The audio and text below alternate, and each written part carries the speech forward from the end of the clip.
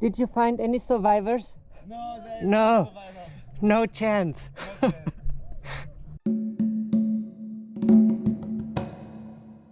Ziel und Endpunkt meiner Philippinenreise nach Palawan ist diesmal die Insel Busuanga. Sie ist eine der größten Inseln in der Provinz Palawan auf den Philippinen. Die 150 Kilometer lange Fährfahrt von El Nido nach Coron auf der Insel Busuanga dauert genau 5 Stunden. Dieses Mal wird es etwas schaukelig und die Besatzung des Schiffs geht unter den Passagieren herum und verteilt Kotzbeutel, die teilweise auch in Anspruch genommen werden. Ja, ich schwanke so ein bisschen. Das liegt daran, dass das Schiff auch ein bisschen schaukelt. Ich will nicht so laut darüber sprechen, weil das gehört sich nicht. Aber so ein paar Leuten hier auf dem Schiff, denen ist ganz schön schlecht. Es wurden schon die Kotztüten ausgegeben. Ja, davor ist niemand wirklich gefeit. Wenn es so ist, dann ist es so. Die Wellen sind eigentlich gar nicht so hoch. Die sind vielleicht mal 1 bis 2 Meter hoch. Es ist so eine richtig lange Dünung, die von Westen kommt. Danach kommt auch nur noch die Küste von Vietnam und China. Das heißt, der Wind, der kann so fast 2000 Kilometer über das Meer drüber streichen und baut da so eine Dünung auf. Und hier direkt vor der Küste, da staut sich natürlich dann diese aufgestaute Wassermasse, kommt nach oben und da werden die Wellen vielleicht noch mal ein bisschen steiler.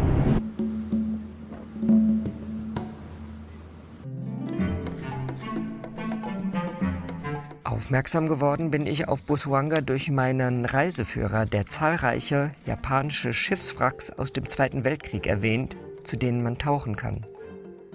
Wracktauchen vor der Küste von Busuanga ist ein aufregendes Erlebnis für Taucher aus aller Welt.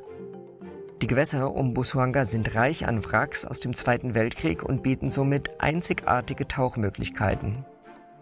Eines der bekanntesten Wracks in der Region ist das der Okinawa Maru, eines japanischen Tankers, der während des Krieges versenkt wurde. Dieses gut erhaltene Wrack ist von einer Vielzahl maritimer Lebensformen bewachsen und bietet Tauchern ein faszinierendes Unterwassererlebnis.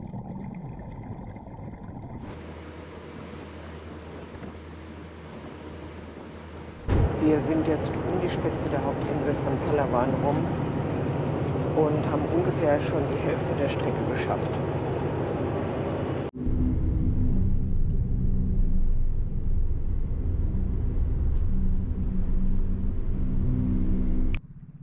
Am nächsten Tag habe ich frei.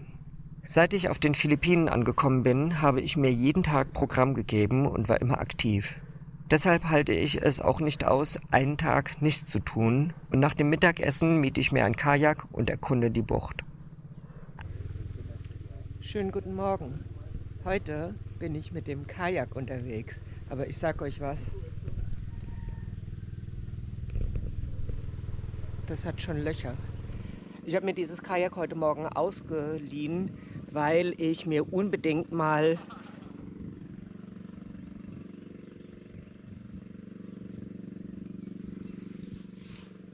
diesen deutschen Fahrtensegler da hinten angucken möchte. Der hat's echt drauf. Ja, das ist Tatsache ein Deutscher.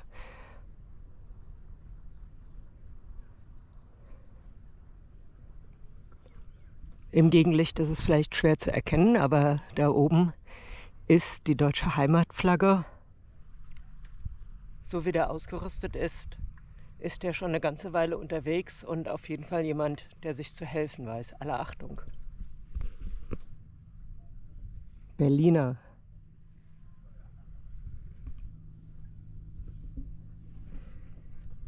Seit er hier in der Bucht angekommen ist, musste ich mir vom Ufer aus die Augen aus dem Kopf gucken. Und als ich gehört habe, dass ich mir einfach so einen Kajak mieten kann, musste ich natürlich mal hierher paddeln und mir das alles ganz aus der Nähe angucken, wie so richtige Profis das machen. An einem Ende der Bucht habe ich nämlich etwas entdeckt. Ein gestrandetes US-Wasserflugzeug liegt dort. Es ist zweimotorig und riesig. Später erfahre ich, dass es mein Tauchlehrer von Manila hat herbringen lassen. Er wollte es vor dem Eingang der Bucht als künstliches Riff und Tauchattraktion versenken.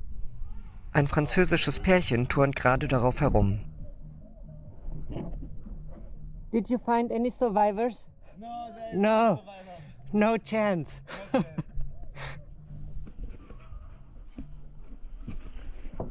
Ja, das Wrack von einem Wasserflugzeug, das sind halt so die Fotomotive, die man hier auf Busuanga hat. Als er es im seichten Wasser der Bucht vor Anker liegen ließ, zog ein Sturm auf. Die Gefahr war, dass das Wasserflugzeug durch den starken Wind wegfliegen und irgendwo landen konnte.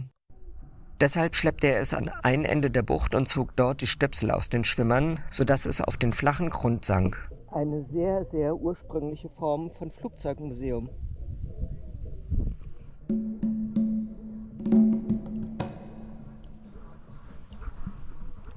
Ja, jetzt bin ich mitten in so einem Mangrovenwald, mit dem Kajak reingepaddelt. Hier hört man im Hintergrund noch, dass hier in diesem Mangrovenwald das Leben tobt. Das Wasser ist hier trübe und ganz flach. Ein kleiner Flusslauf führt ins Landesinnere und ich paddle hinein in der Hoffnung, ein paar Tiere zu sehen. Ja, hier in diesem Mangrovenwald, da tobt das Leben. Das sind jetzt zwar Menschen da hinten, die eine gute Zeit haben, aber hier ist natürlich auch ein hohes Maß an Biodiversität zu Hause. Das ist Brackwasser, also eine Mischung zwischen Salz und Süßwasser. Aber es ist das Zuhause von ganz vielen kleinen Fischen, die sich hier gut zwischen diesen Wurzeln von den Mangroven verstecken können. Die Mangroven filtern außerdem dieses Wasser und machen es damit überhaupt erst erträglich für die Korallen da draußen auf dem Riff. Und die Korallen bauen dann wiederum dieses Riff auf.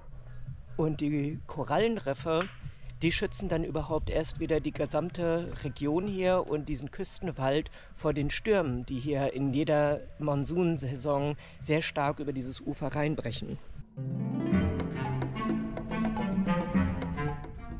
Also echt toll.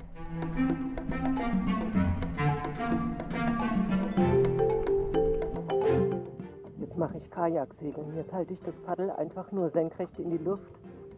Bei dem bisschen Wind, das langt schon, um mich so langsam hier an diesem Mangrovenwald vorbeizutreiben.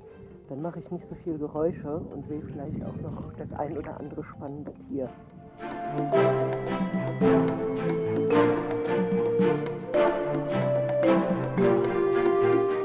Das sind die Früchte von der Mangrovenpflanze.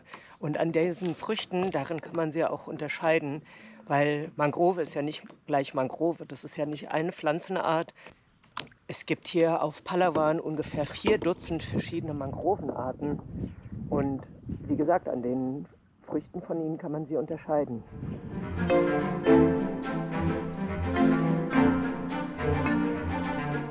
Eine Mangroveninsel. Mein Plan ist, da jetzt zwischendurch zu fahren und dann bläst mich der Wind wieder hier in die Richtung und so komme ich hoffentlich wieder ohne große Kraftanstrengung zurück. Mal schauen, ob es klappt.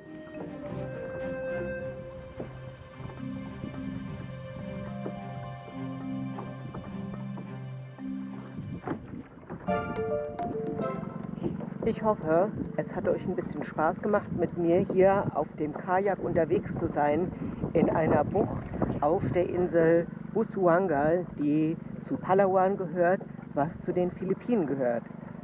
Ich war auf jeden Fall ganz schön lange in der Sonne und es war auch doch ein bisschen anstrengend. Ich hoffe, ihr belohnt das mit einem Abo auf meinem Kanal. Dann kriegt ihr sofort mit, wenn ich das nächste Mal wieder unterwegs bin. Und ich bin schon gespannt, wo es da wieder hingeht. Wir sehen uns auf jeden Fall. Bis dahin. Ciao, ciao.